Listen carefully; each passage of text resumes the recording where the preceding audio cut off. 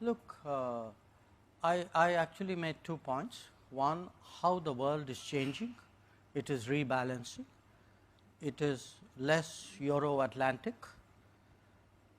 I don't think everybody gets that. I think old habits die hard. I mean, very candidly, there are still people in the world who believe that their definition, their preferences, their views must override everything else.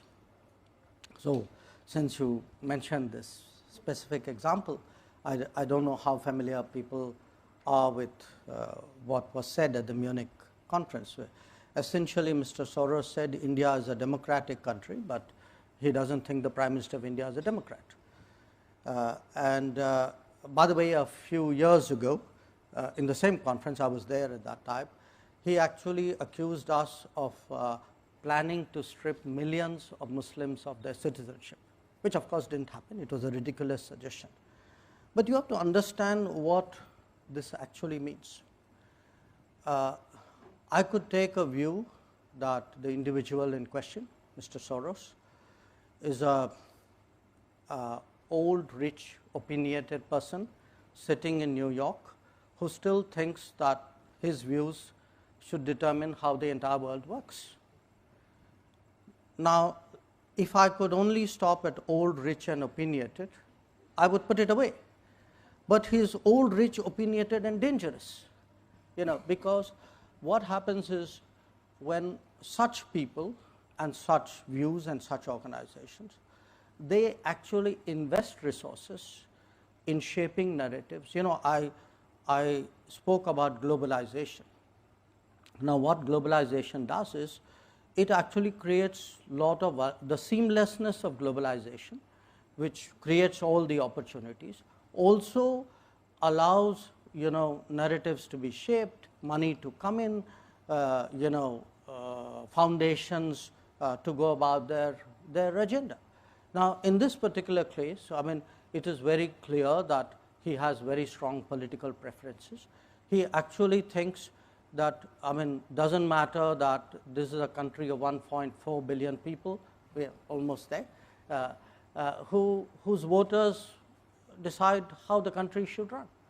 He actually thinks, well, if, and again, I cite him as an extreme example, okay, but there are other, manifestations of this in different countries, where people like him think an election is good if the person we want to see wins.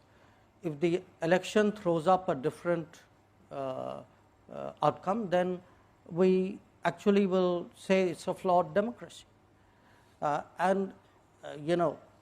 This to my and the beauty is all this is done under the pretense of advocacy, of open society, of transparency, etc. So, our generation, we have grown up with concepts like regime change, which influence operations.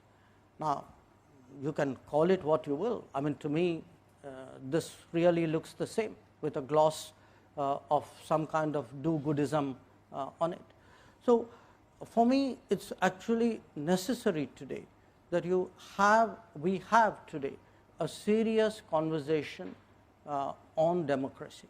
When I look at my own democracy, I mean, I have today a voter turnout which is unprecedented, electoral outcomes which are decisive, electoral processes which are not questioned.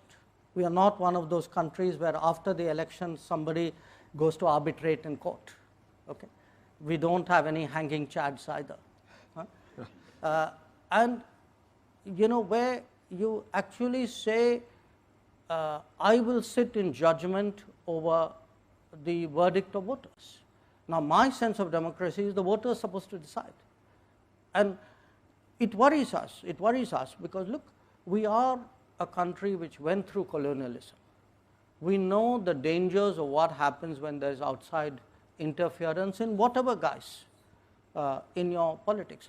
If you do this kind of scaremongering, like millions of people will be deprived of citizenship, it actually does real damage to a societal fabric, because somebody out there believes you, and you don't leave it to accident, by the way, you back it up with an operation. So you create that kind of fear psychosis, and then you use that to validate your original judgment.